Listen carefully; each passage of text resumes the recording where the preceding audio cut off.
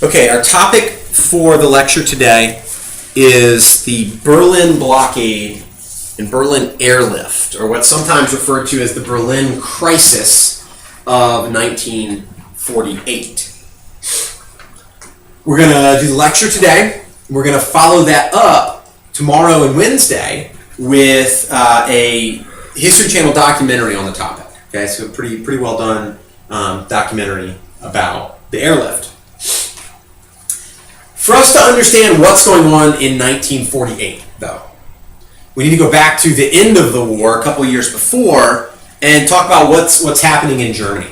Okay, so as you guys, I would hope, are aware, in 1945, World War II comes to an end, and Hitler Germany is defeated.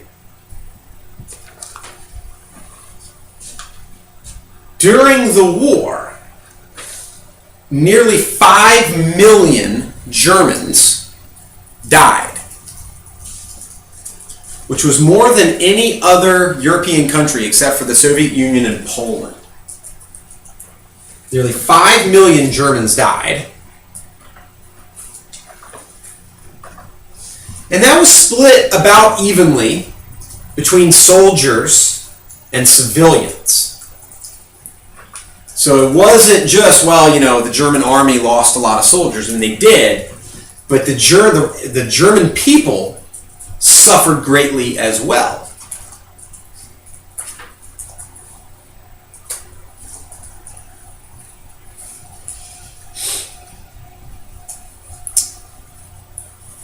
After the war, Germany lost territory. As part of it, as the peace agreement, Germany gave up land, particularly land to the east. So it lost land to Poland and the Soviet Union.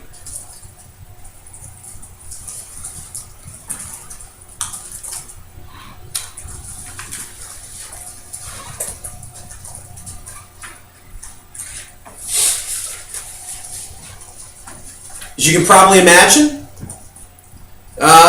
other countries were not terribly thrilled with Germany after the war. And millions of Germans who were living outside of Germany were forced to move. Kicked out of where they were living, forced to relocate. This is Germans or people? Germans that were living outside of Germany. Right? There's that hostility towards Germany for causing the war. Millions of Germans who were outside of Germany were forced to leave, were forced to move.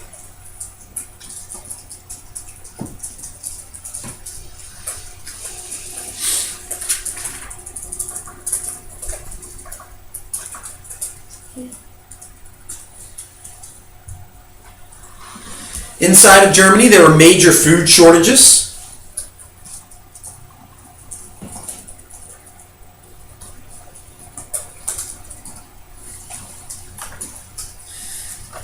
In some areas of Germany, it was so bad, the shortages were so bad, that citizens got a ration of just 1,000 calories a day.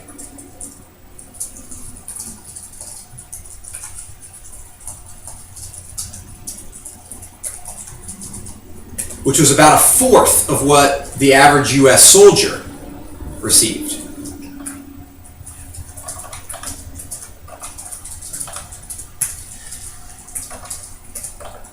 Now, if you're anything like me, 1,000 calories doesn't mean anything, right? I don't know if that's a lot or not a lot. I have no idea how many calories are in anything. And so I looked it up. There are 550 calories in a Big Mac. So, 1,000 calories, that puts it into some perspective for you. 1,000 calories is less than 2 Big Macs. And that's all the food you get for the whole day. Right? So food shortages were a huge issue in Germany.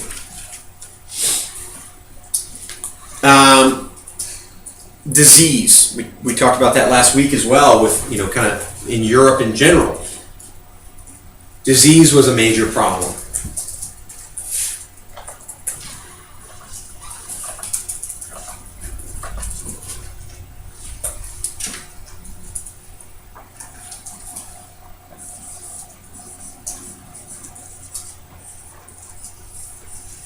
following the war.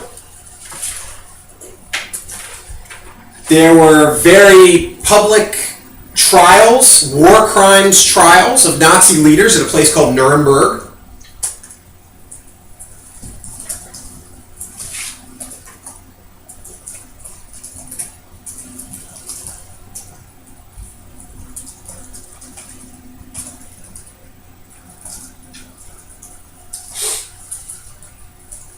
It was all said and done, over 20,000 Germans were put on trial for war crimes.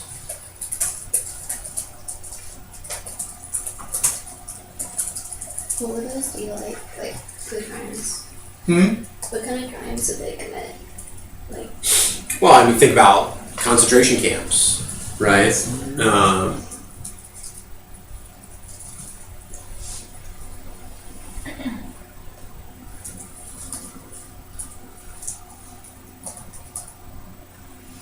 Yeah, I mean, war crimes typically refers to, not just, you guys caused a war, but rather atrocities committed during a war, such as the concentration camps. And much of the country looked like this, right? Cities all across Germany were in ruins.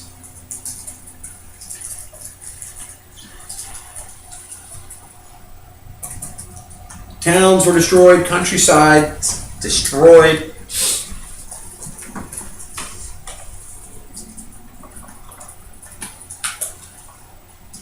Which makes it pretty easy to visualize and to see why food was scarce, why disease spread easily.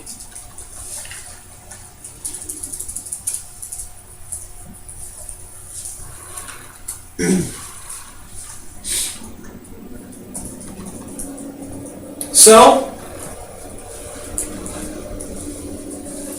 the U.S. knows we can't rightly completely level a country and then just be like, okay, we win, you lose, peace out. The U.S. is committed to trying to help Germany rebuild. So, we want to talk for a minute about the Marshall Plan. Okay, should be a familiar term. We talked about the Marshall Plan last week. The Marshall Plan was the United States' plan to help rebuild Europe after World War II. Marshall Plan, U.S. plan to rebuild Europe after World War II.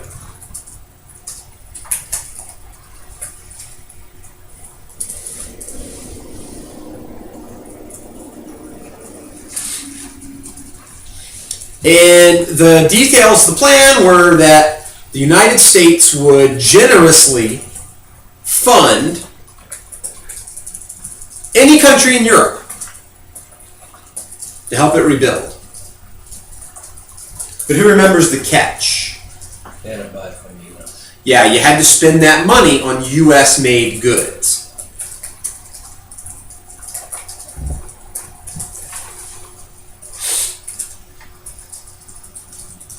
We'll help anyone out, but whatever money we give you, you've got to spend on goods made in the United States.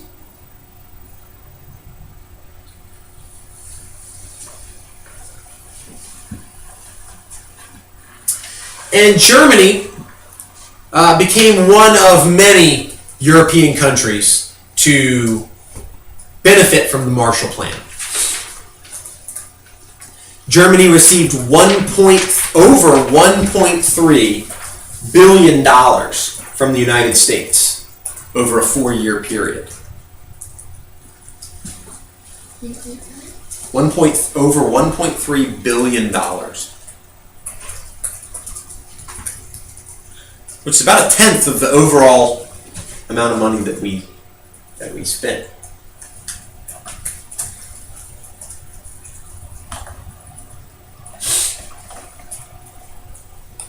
I think the total amount was around $13 billion. So Germany benefits from the Marshall Plan.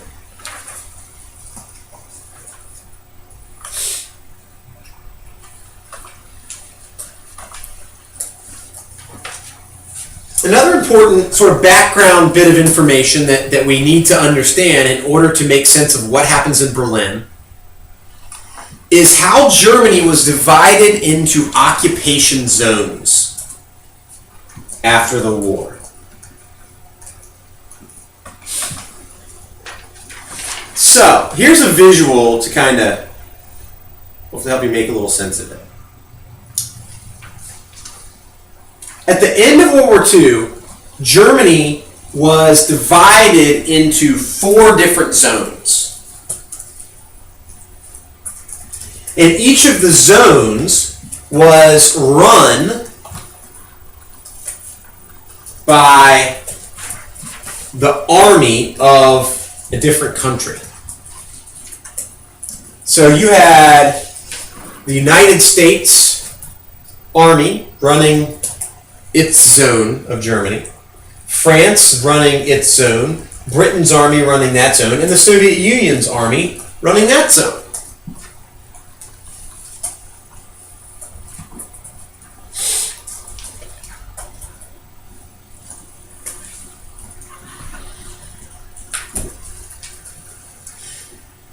And this was intended to help Germany while it was rebuilding, to sort of help it get back on its feet, to give the country some stability while it was recovering from the war. But it was always intended to be temporary. This division into 4 different areas was intended to be temporary.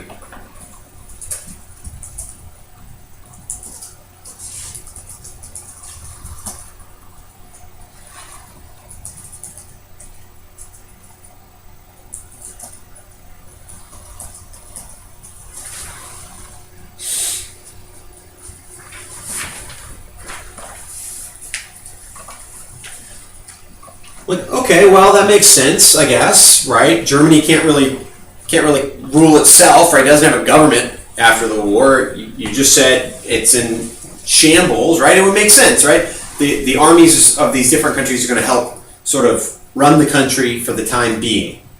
So what's Berlin got to do with it? Well, we have to understand some information about the location of Berlin. Most importantly, that Berlin is located entirely inside of the Soviet zone.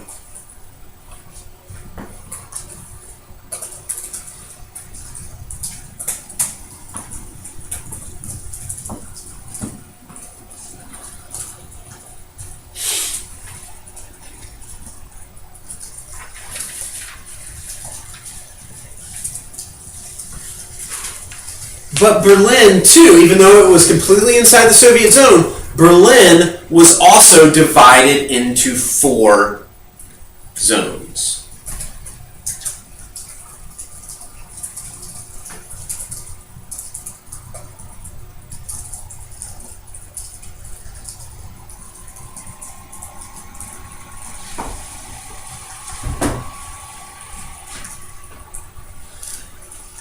Why would we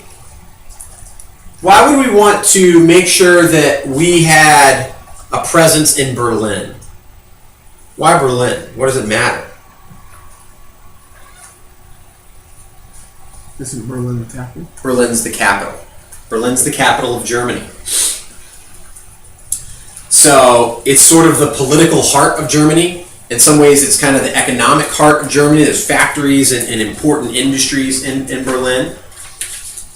But it's the capital city.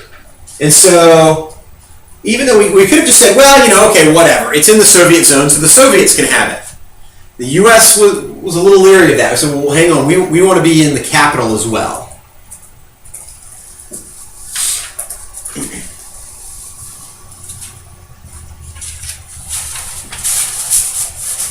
And the capital of Berlin, divided up into 4 zones, 4 sectors, they were called, was not run by the army of each country, but by a military panel. Right? Each country was represented on a military panel, to help run the city.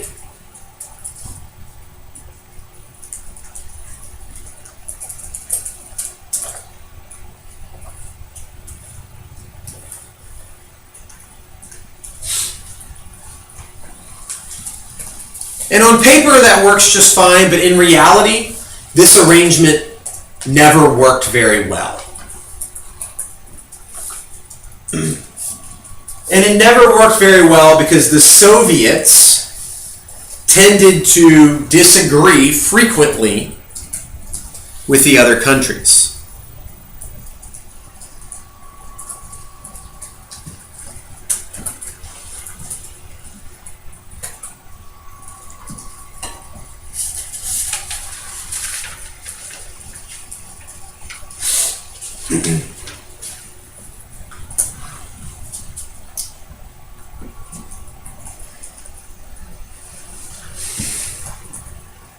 So as we talk about Germany and as we talk about Berlin, not just today, but moving forward, important for us to understand Berlin is entirely inside of the Soviet part of Germany. And it's important that we make sure we keep east and west straight. Okay? For pretty much anything we talk about all semester, if we say west, the west, West Germany, West Berlin, we're talking about democracy, U.S. ally. If we talk about East, East Germany, Eastern Europe, East Berlin, we're talking about the Soviet allied communist countries.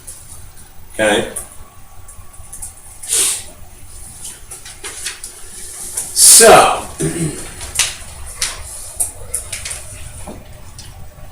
with that background information, let's start talking about what goes on with this blockade. And it starts off with the Western plan to reunify Germany. The Western allies, the US, France, Great Britain, they come up with a plan. They say, hey, we're not supposed to, this is temporary, so we need to start working to put our zones together.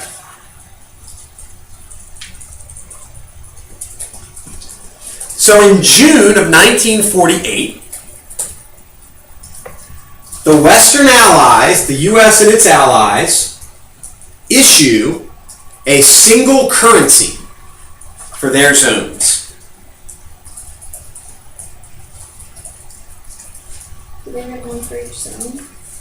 Well, they had different currencies, right? And they said, okay, well, if we're gonna reunify Germany, this was part of a plan to reunify Germany. And in this occupation here, said, all right, we're going to issue a single currency for all of our zones. And as I said, the point of that was help put the country back together, help strengthen the German economy. And that makes sense, right, if you're the US. Makes sense if you're Germany, right? You don't want to have a whole bunch of different types of currency.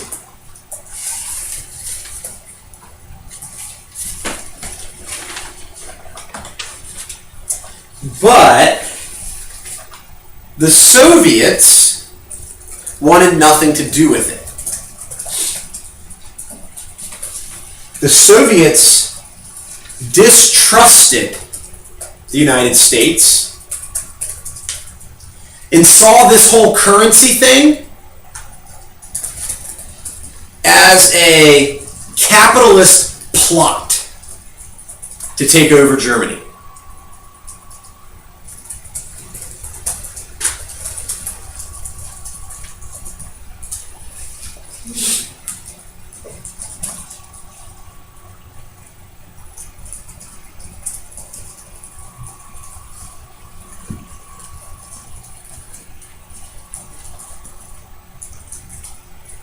So the Soviets are mad about it. They don't want anything to do with the currency. They feel the US is trying to take over Germany and turn it into a capitalist country. And so, to prevent this plot from working, to prevent these countries from turning Germany into a capitalist country, the Soviets respond by blockading West Berlin.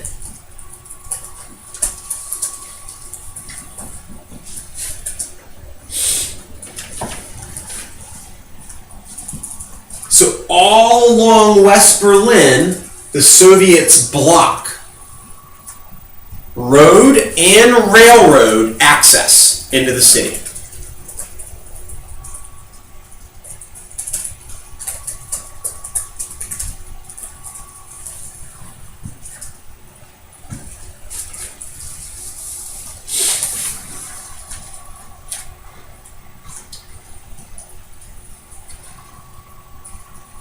Wait, they only blocked their part, or They blocked the west, the rest? right? They blocked the western part, the three areas with the U.S. allies. And they did that because they felt this would force the Western powers to leave Berlin.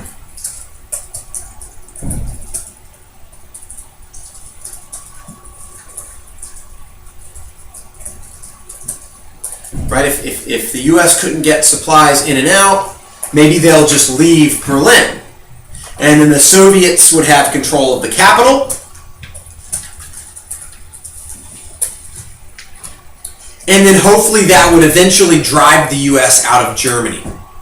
And the Soviets could turn Germany into a communist country.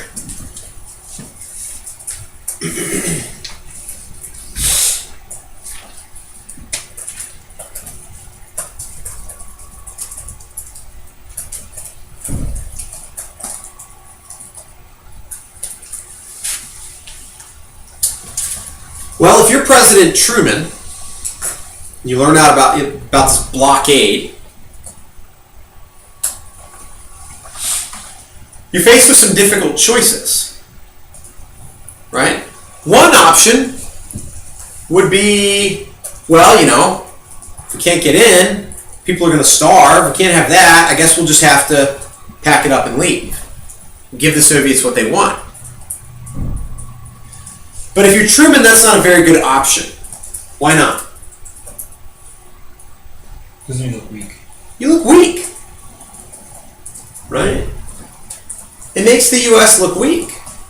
It's giving the Soviets what they want. Furthermore, if we were to pack it up and leave and just abandon the people of West Berlin, how would that make our commitment to our allies look? If it gets hard, we're gonna go. Bingo. Yeah, like, hey, we got your back unless, things get tough. And then we'll just back off, right? So Truman dismisses that option. He says that we can't give in. We've got to hold on to West Berlin. We have to show the world that we'll stand up. Well, another option might be, just plow through it. Hey, we're not the ones that started the blockade. We've got tanks. We've got heavy armored vehicles. Let's just plow through the blockade. But why is that not a good option? Start war with Russia. It might, right? That's the fear. We might look like the aggressors. Even though they did the blockade, they're not actually attacking us. We would look like we're starting it. We don't want that either. So we're in kind of a catch-22. And the U.S., along with the help of Great Britain, decides to deal with the blockade by airlifting supplies into West Berlin. We'll airlift supplies into West Berlin.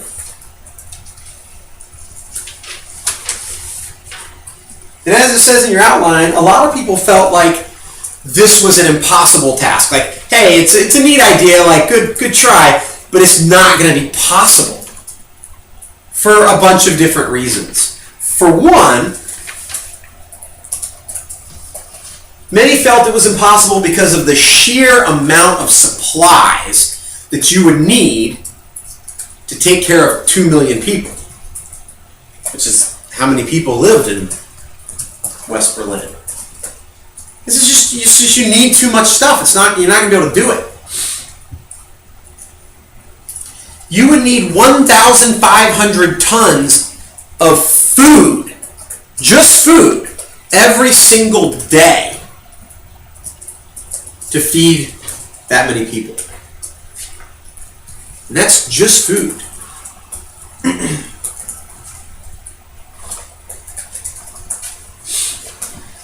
A second reason people felt it was impossible, or would be impossible, had to do with logistics. How are you going to make it work? Right? You would need so many planes and so many pilots that it's just too hard.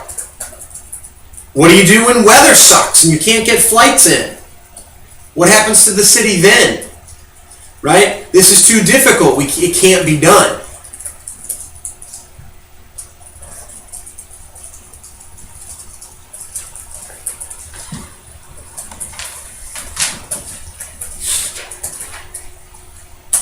A third concern was the cost.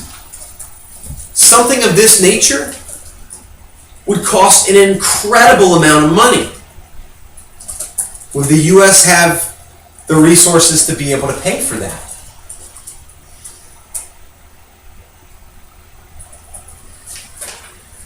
And lastly, people worried about the risk of a war if the Soviets shot down one of our planes.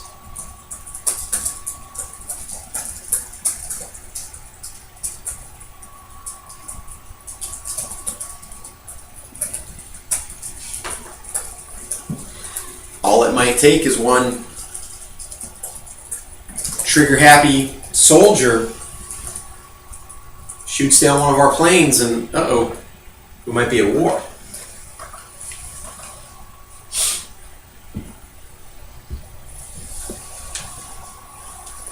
So the airlift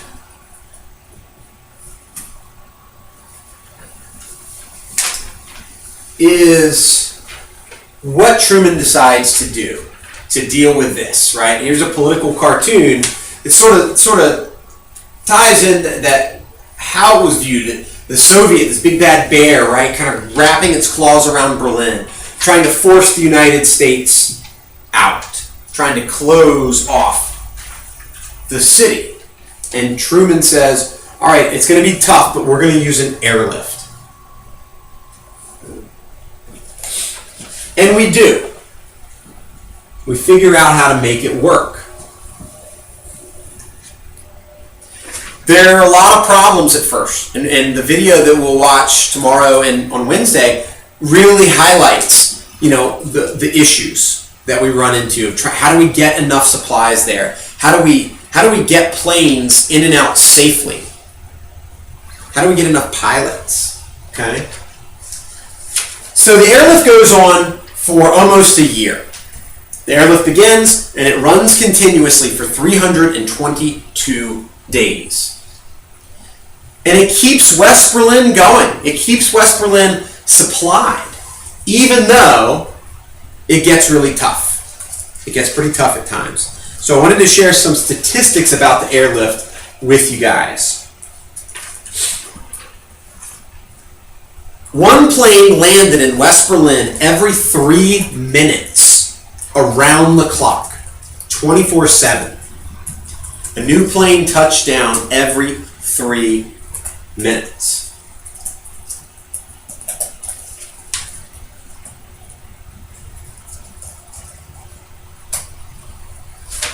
Most crews, the pilots, would make 2 or 3 trips every day.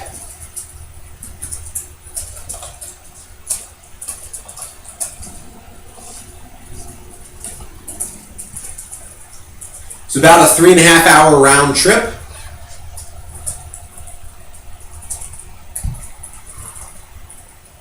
And they needed about 30 minutes on the ground to either load or unload everything. And in this picture here, you see the planes just lined up, and every single plane, they're just taking the supplies off, taking the supplies off. As soon as the supplies are off, out you go again.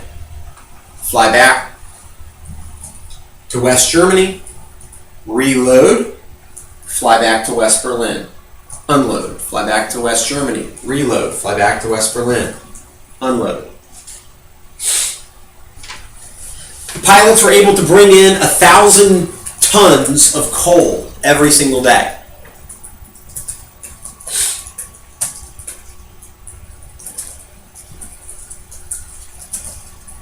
$1,000? 1,000 tons of coal, which is a lot of coal, but it still wasn't as much as they really needed. So there were shortages. Gasoline was rationed in West Berlin.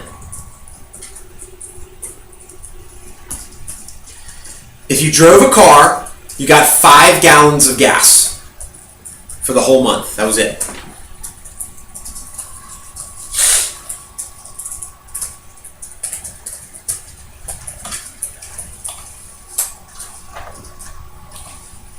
To save fuel and electricity, there was no streetcar or subway service at nighttime.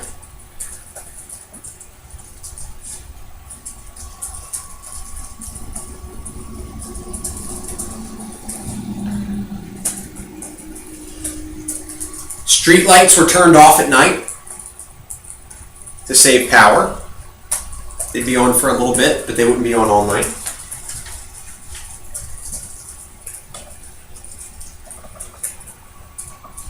Some of them may just not be cut on at all.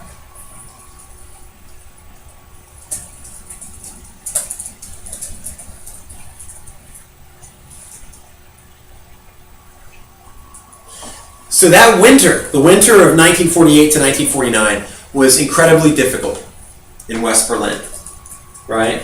There's not a lot of fuel. It's a cold winter. So we'll see in the video that we watch scenes of people actually just chopping down trees that are lining streets, right? Chopping them down so they have wood for fuel.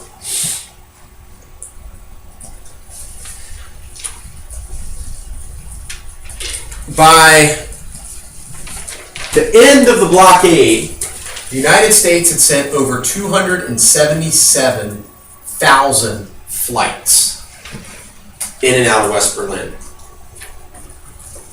We had supplied over 1.5 million tons of supplies.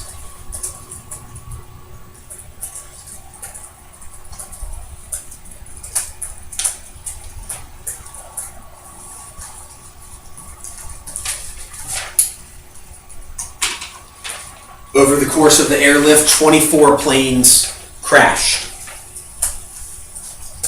and 48 men lost their lives.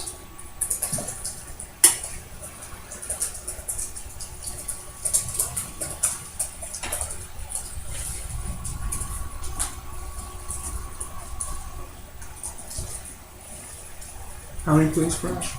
24. And 48 men died.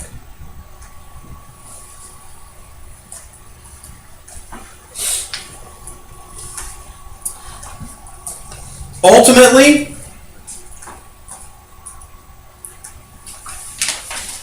the airlift ends. So we'll talk about sort of the aftermath. It doesn't go on continuously. The Soviets give in.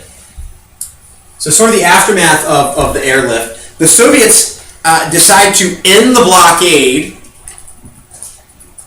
when they realize that, it failed. The U.S. showed it could keep the city supplied.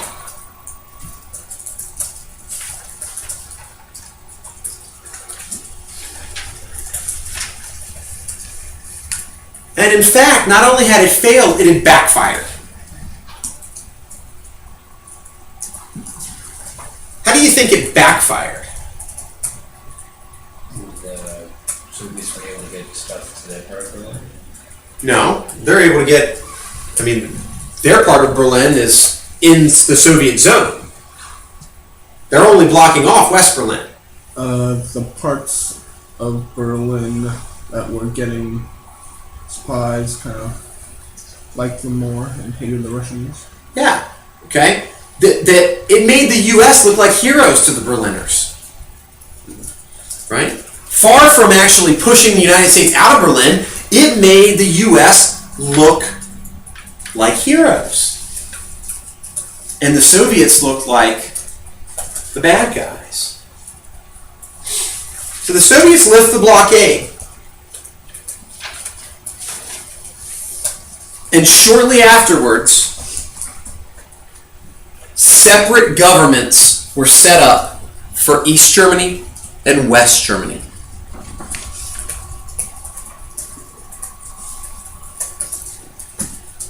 West Germany becomes a democratic country. East Germany remains a communist country controlled by the Soviets. And Germany remains divided for the next 40 years.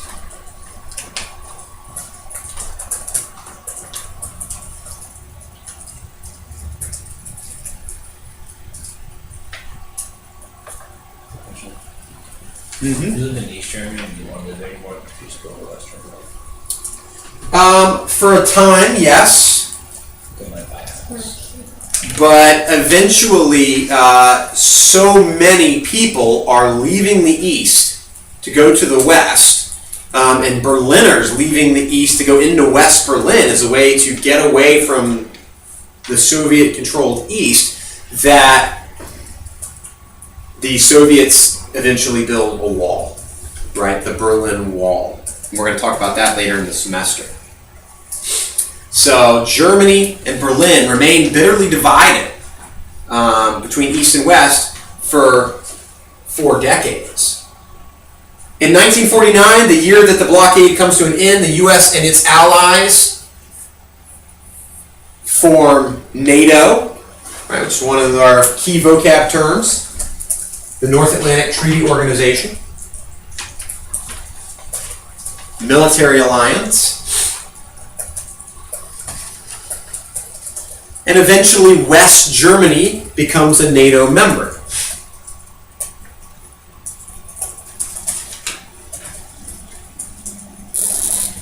And the Soviets respond a few years later by creating the Warsaw Pact, which was their military alliance.